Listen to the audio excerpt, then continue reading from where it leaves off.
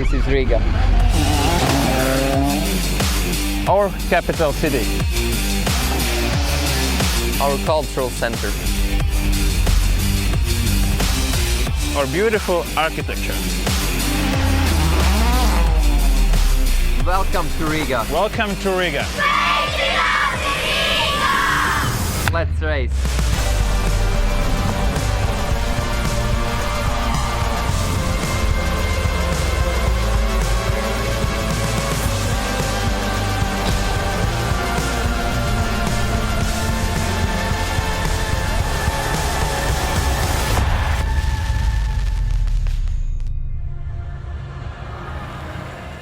Well, hello, good morning, labrit, as they say here, and welcome to Latvia for round 9 of the 2018 FIA World Rallycross Championship. And this is it. You can see how serious the business is about to get because they look very, very serious. This is the actual start line, ready for qualifying 4. Thanks for joining us.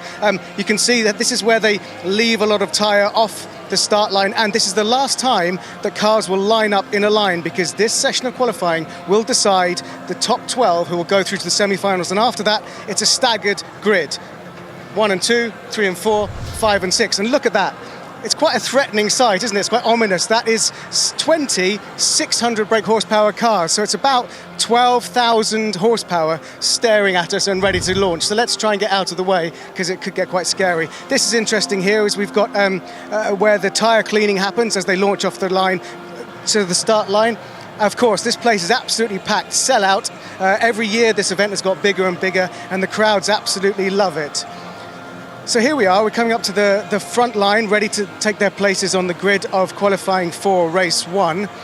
These are the people that may or may not make the semi-finals, and then we get a little bit more serious as we head into the grid. Let's see if we can just jump in here and have a chat with these two gentlemen. Petter and Sebastian, it's good to see you're laughing and ready for qualifying 4. You're both in a pretty sound position to get into the semi-finals. What's the strategy here in Q4? Lob is third now. He's going to slow down a little bit to help me. That's a good friendship. So that's fantastic. Is that true? You're going to slow down? No, I will try to do a better Q4 than Q2 because I will be again with all these fast guys. So it can be complicated in the first corner. So I will try to do a good run. No other plan. The Peugeots were very, very quick in qualifying 3. Was there anything you've done with the car to try and match their pace? They have been fast here all the time, also on the official testing here. They were very fast, so you know they are very good there. They're also very good drivers. So we just have to, yeah, no problem. You buy the wheels. So we, well, it's a little bit different situation for me. I need to get some really good points now, and I keep on a good push. And Jon is quite stable, I think. So. We'll see. We can only do the best we can, and we'll see how far we can go. Okay, and just quickly, you won here, of course, 2 years ago. Is this the time that you're going to do it again? I always try, but it's not often easy. So I will try my best. I know we have a good rhythm here, like you said. The fight will be interesting. Good luck, both of you. Good, clean fighting. So look, this is the back end of the cars that are about to launch into qualifying 4, and the two gentlemen who are about to launch us into qualifying 4 are all the way over there next to the spotters tower. It is Andrew Coley and Guy Wilkes. Neil Cole's all the way down there, if you're wondering. So yeah, we've got a fantastic view of turn 1. Sebastian Loeb was saying is complicated. Nothing's over here until it's over because of the first course. Not a carnage one if everybody's sensible, but as the weekend goes on, guys, sensible kind of goes, bah. You can't count your chickens on this track. No. Turn 1, turn 2, we've seen it yesterday, but from these experienced guys, there's a lot of guys that are up and down within the qualifying for semi-finals, so they need a clean race. It took all day yesterday to sort that out and get it clear in their minds that they're racing for points to get to the semis. Well, they've got one last opportunity to race for those all-important qualifying points, which will get them through. Of course, that's Q4, but we're going to take a look back first at the action from the session earlier on this morning, Q3.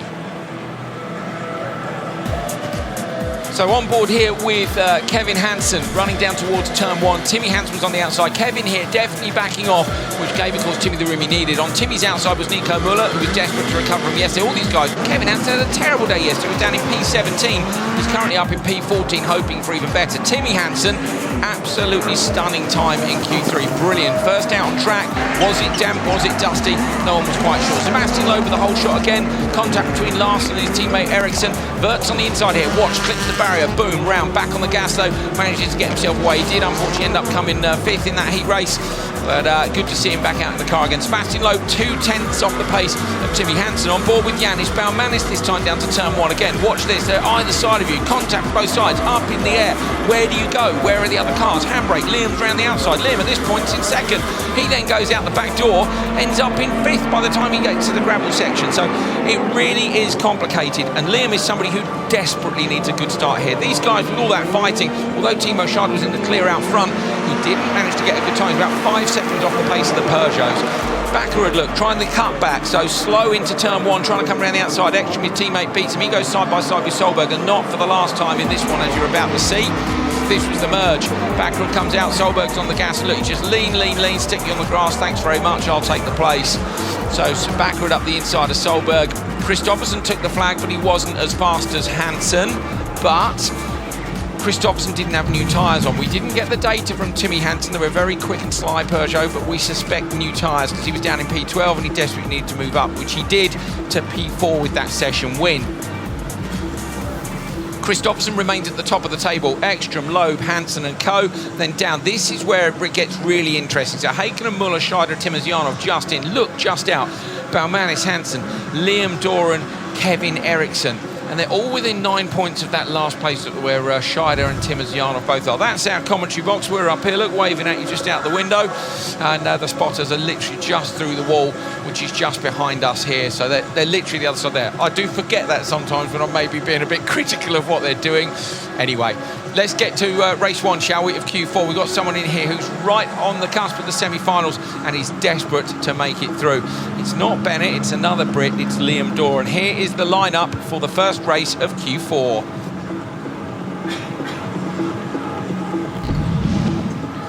Gregoire de Moustier on the inside, Liam Doran, who desperately needs good points here if he's to make it through to the semis. Look, he's in 15th.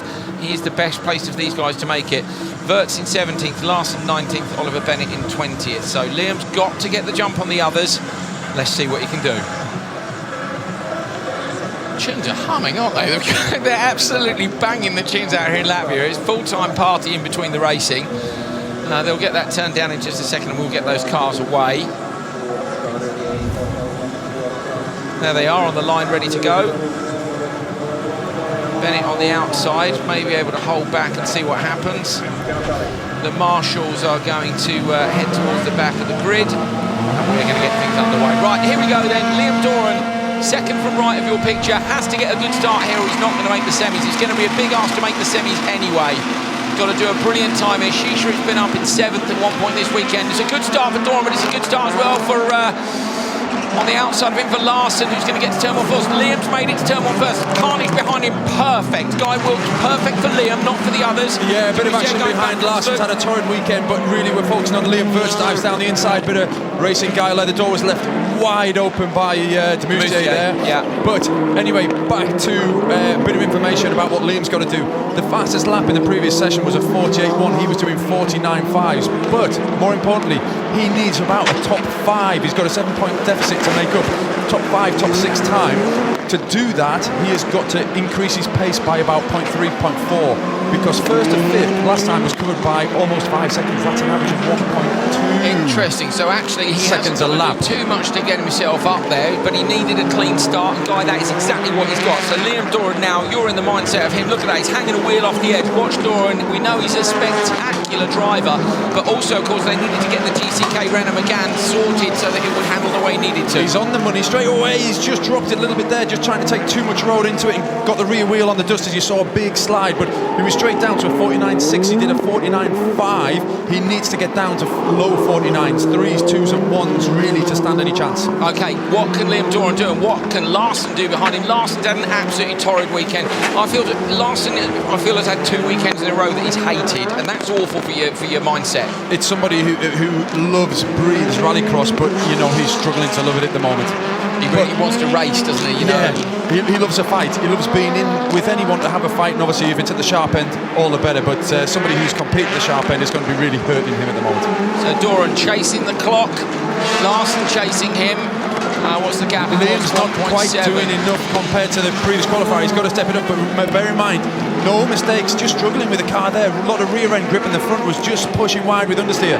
We did see yesterday, didn't we? A question which we were asking earlier. Normally we see the track get quicker. Timmy Hansen went quickest in the first one of the day, or wide again, so he's making mistakes. But actually yesterday Q2 was slower than Q1.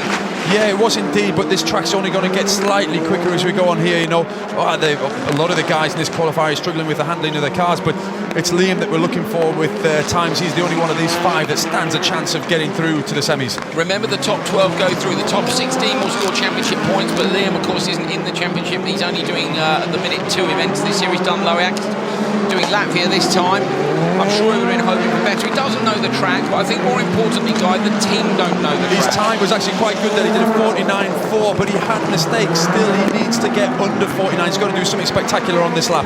This is his last lap. It's a joker lap as well, so he's got to do a perfect joker lap here, Liam, and set a time which is difficult for the others to get. Struggling there with understeer on the exit. Right, isn't it? Yeah. Long, loaded corner that with a lot of grip. You need a great balance of the car. You can hemorrhage massive time in that section doing that. So Doran coming round to complete the run. He's going to split left here. Watch for the brakes. Will he be too late or too early? It's tidy. He's into the apex. Good. I bet David Mansfield's on the radio saying keep it tidy. Larson hasn't gained on. That's a good sign. He's actually gapped Larson through the right and through the left. Try and balance the car. Be patient with the throttle. Get to the line and stop the clocks as quick as you can. So here goes Doran over the line. 3:26.6. That is going to be tight. Because in the previous qualifier, that would have been 7th-ish. 7th, yeah, okay, maybe 8th. I'll tell you what, Guy, he's done the best he can do. It depends what the others do. It does indeed, but you could see he was struggling with the car underneath him. They weren't at the mid-season test, so maybe if the car was a bit more dialed in, they'd be able to challenge a bit more. They were very, very good at Loiac, so we know the car's got the pace in it, but it goes to show you you need every detail right in a World Championship. Liam Doran, 3:26.6. He's done the best he can do. Larson, Wirtz, de Moustier and Bennett. Are any of them going to be able to make it go through to the semi-finals? It's going to depend what happens in turn 1 for the remaining 3 races of Q4. So this was race 1, Q4. Wirtz out the back door, didn't get the start. Doran was okay behind him, look. 3 cars into each other. Larson was pretty bullish to try and find his way through, but watch de Moustier here because he gets completely mugged by Wirtz at the next corner. Yeah, Wirtz is just sniping there and thinks, yeah, you're going to try and take a line. I'm going to come down the inside, block past you, but he almost ran wide. Lovely job, though. Made the manoeuvre. That was Liam who was running wide, and you think maybe the rear of the car a bit too hooked up? Yeah, look, well, they're not. Yeah. But when you look at him, when he tries to drive it properly as the quick guys are and keep the car neutral, the car's pushing with the front and understeer. And when he does that, you have to come off the throttle. So Liam Doran maybe struggling with the car, whatever. Not quite such a good weekend in France. What can he do from there? Liam, you needed a good, clean race, a nice heat win, but do you think it's quick enough? No. Simple answer to that, no, I don't think it's fast enough. Struggled really badly here this weekend with track knowledge. It's a really technical track, there's a lot of corners, and I don't know, I just feel like I haven't quite got the pace I require. Car feels good and I feel confident in the car, but I've just done too much messing around.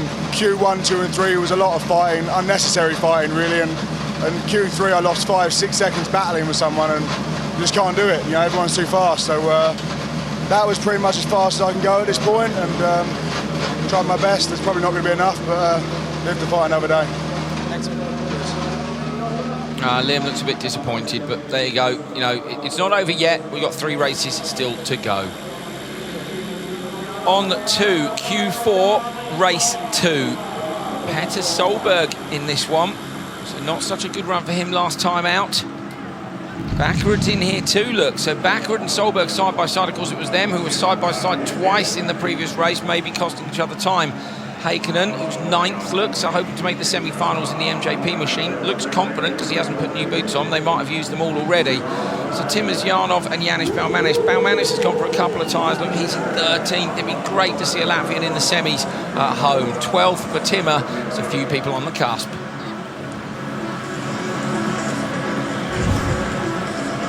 Marshall's about to leave the grid. We're going to launch 5 very quick cars down to the first corner. So there's some really talented guys in this. It's been a roller coaster weekend for results. We keep saying it, but it's unusual. You normally get form, maybe someone gets a puncture or a broken car, but it's like, do well, do badly. What are they going to do this time? Backward versus Solberg on the inside.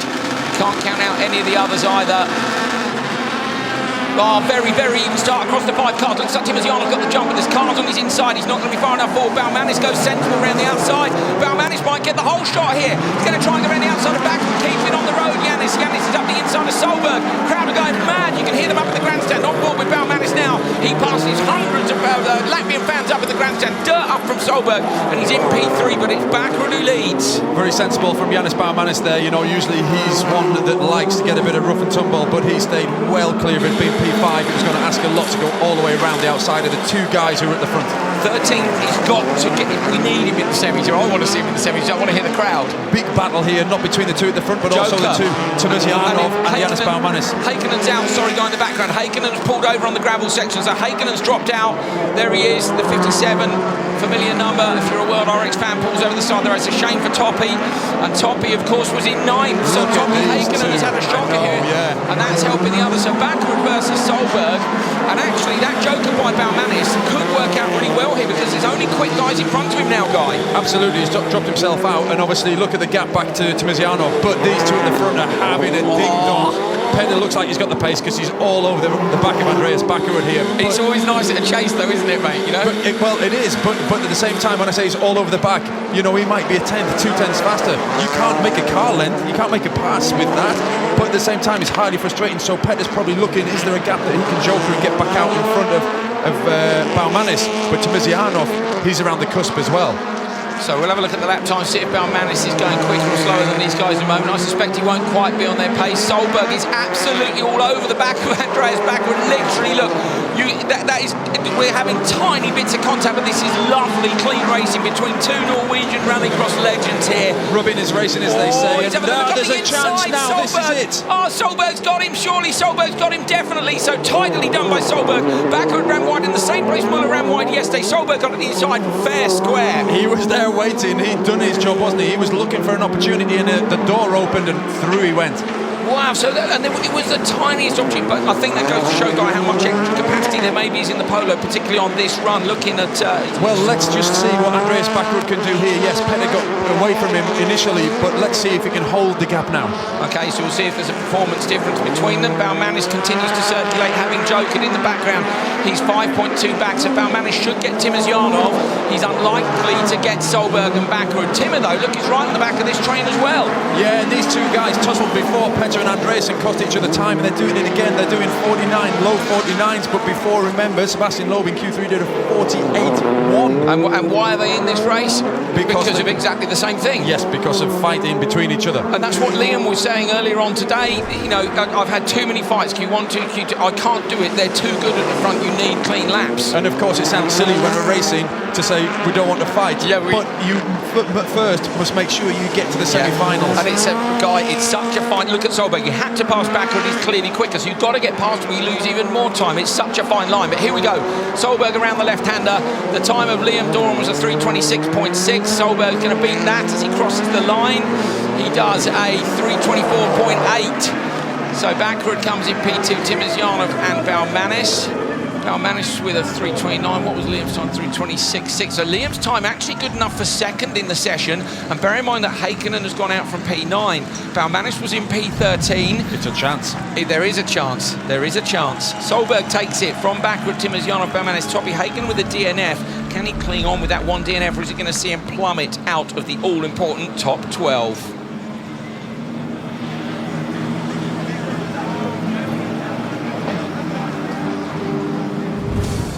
On board with Baumanis off the start here, Guy. This was a great move by him. Yeah, watch how early he lifts out of it and lets everybody go in front of him.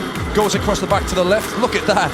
How often do you see that? And then back across the right, round the outside, because the others were tangled. He was unlucky, wasn't he, not to get Solberg there, because Bakker had just edged him one wheel onto the gravel and he lost that forward momentum again. That bit of traction that he needed to slingshot out.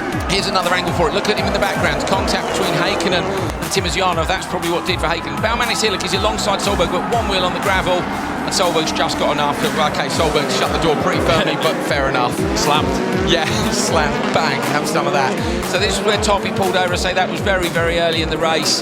Shame to see the 57 at the side of the road. Solberg versus Bakker, tiny, and in fact it was exit, wasn't it? It was on exit. It was, but Andreas just got slightly too wide, as we see on the approach here. Watch, doesn't quite make the apex. Petter does, and he's bang through. Patient on the throttle. If I liken it to boxing, you know, they're trying to go for knockout punches now. You must wait to the semis and the final to do that. You've got to grind your opponents down first.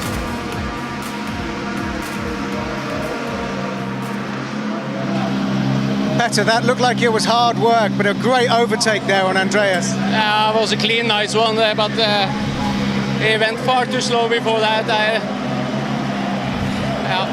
The drive is so difficult on the start line, you know, when you're so equal, and was so close to him all the time. And then he moved out and went on the inside, but the time is not very good. That is the problem, yeah. Still good, spectacular racing though.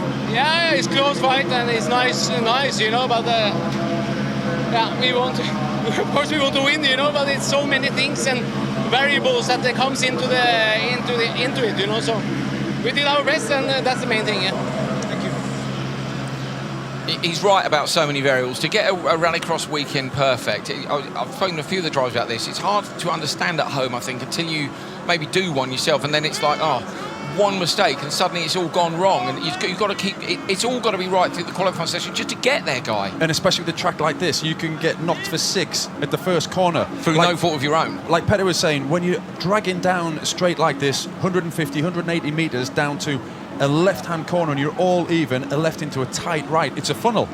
5 aren't going to go in broadside, and nobody wants to go in broadside because you're going to lose out.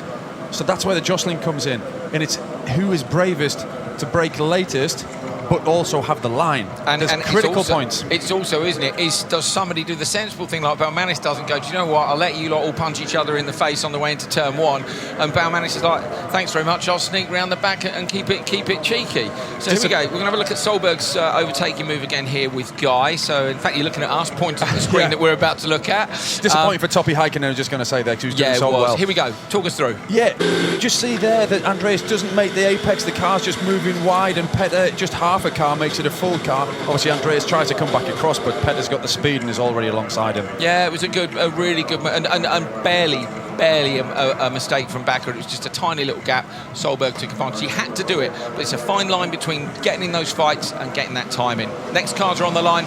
We're good to go. Let's take a look at the grid.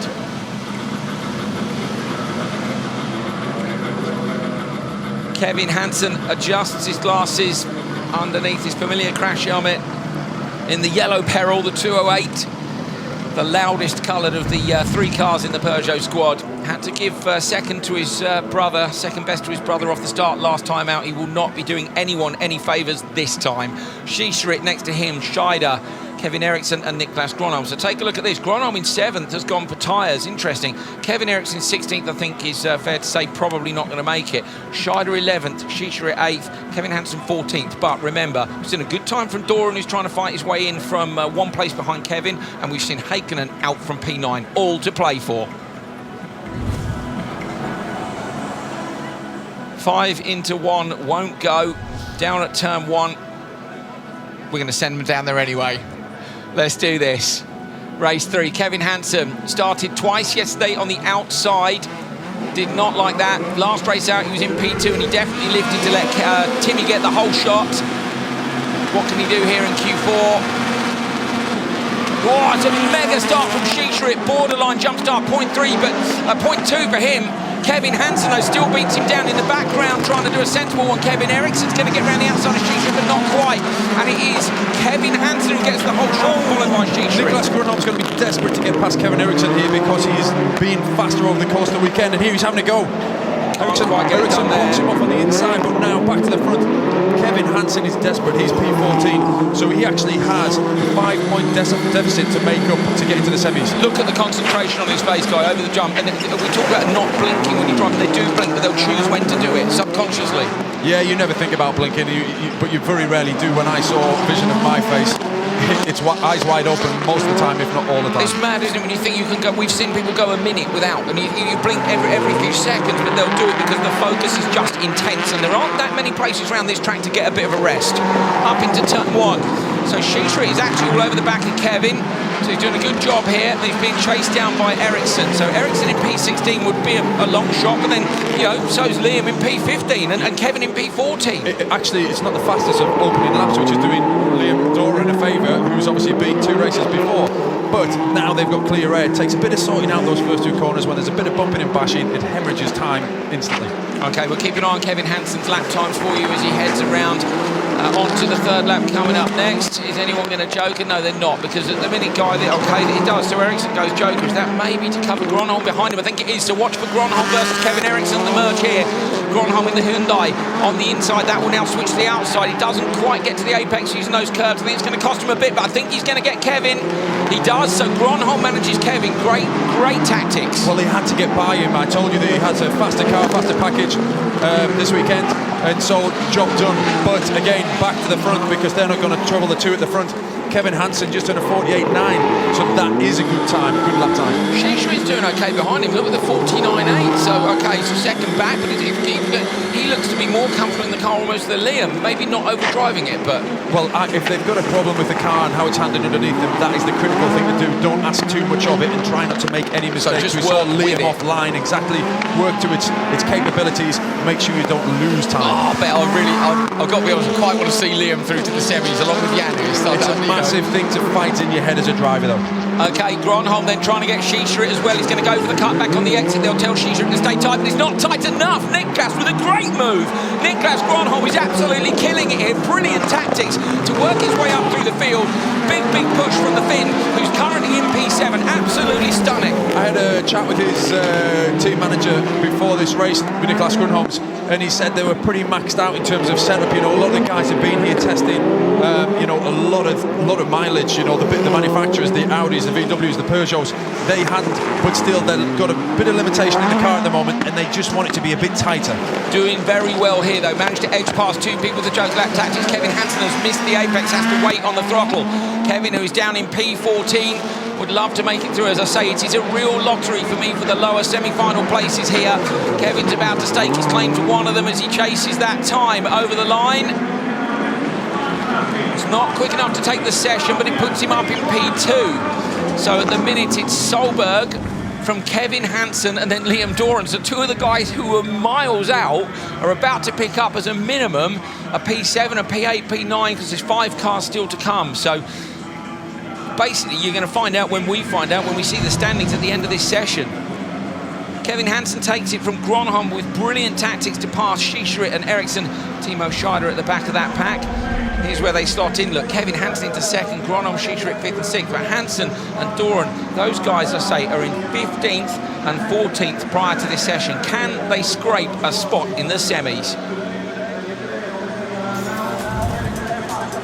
This was Kevin on board. Say Shishri got an absolute blind of 0.2, which normally means nearly a jump start. Very nearly, but you know, Kevin Hansen just had the line in there. He was firm, braked a little bit later than Galan Shishri, and got out in front and did what he needed to do. But behind, a lot of jostling. This cost Niklas Gronholm, but like I said, you can see his car, I like to call it baggy.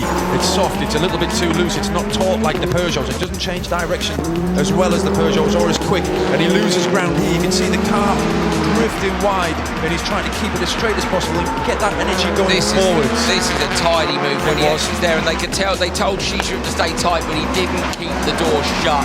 And despite that mistake in the joke lap there, Kevin Hansen is right up there in P2 so far. Kevin, the engine's smoking. It looks like you and the car did everything you possibly could, but do you think it's going to be enough?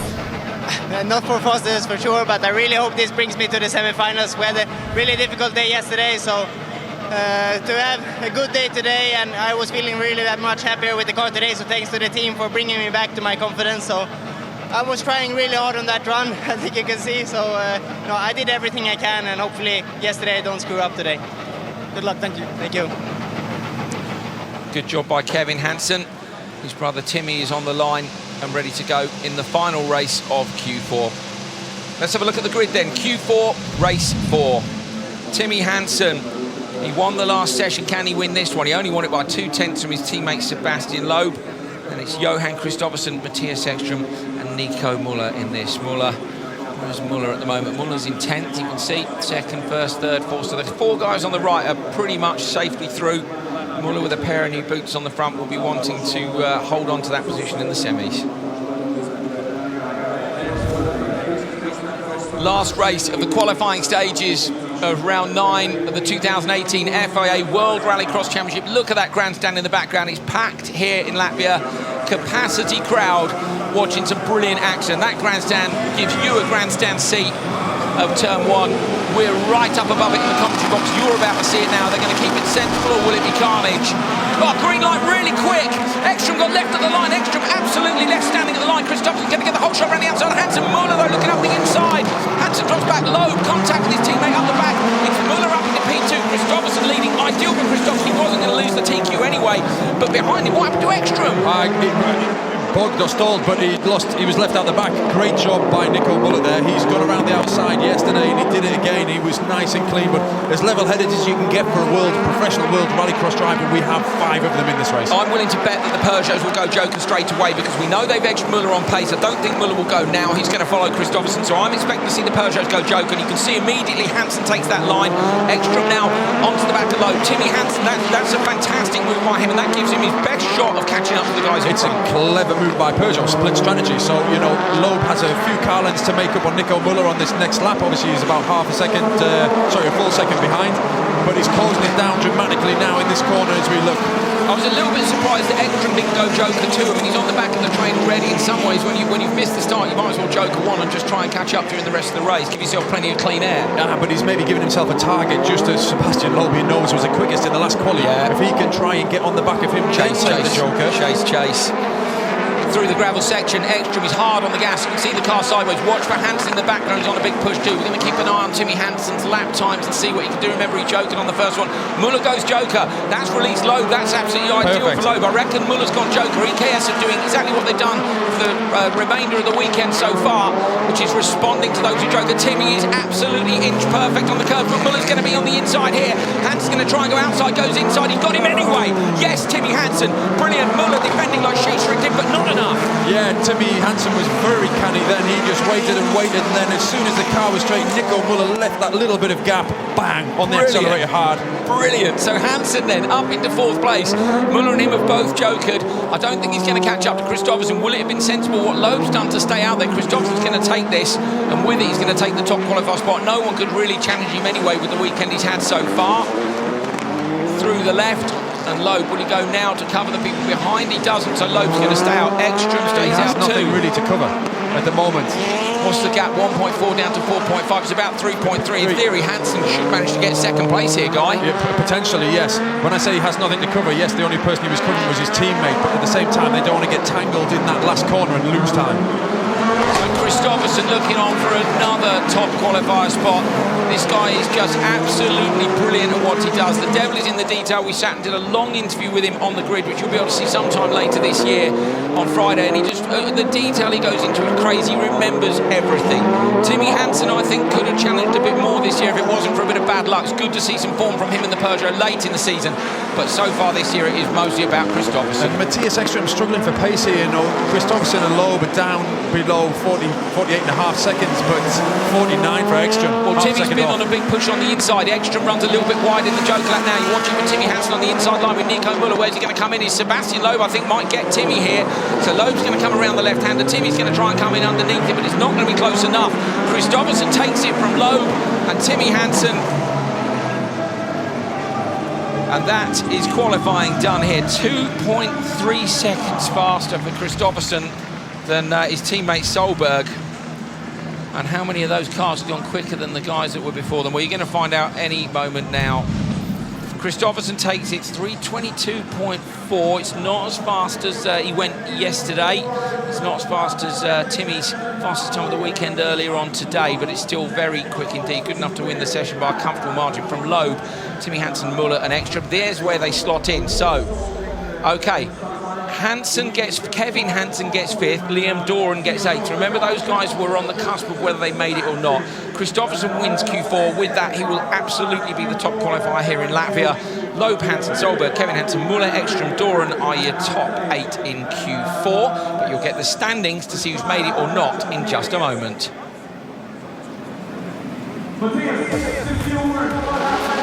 Inside then, look at I wonder if Ekstrom almost got caught by the lights. I mean, I doubt it.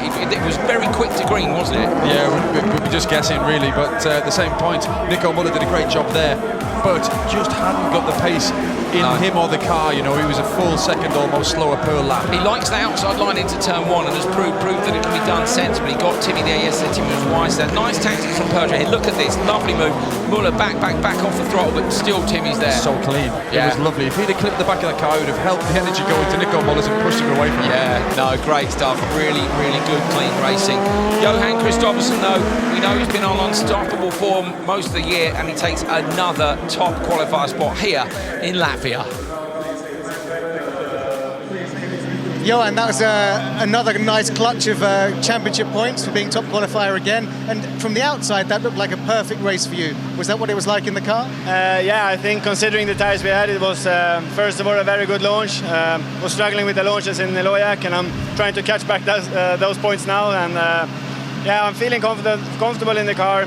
We have a good tire strategy for the weekend, and yeah, launches are looking good. We tried some few things now for this heat.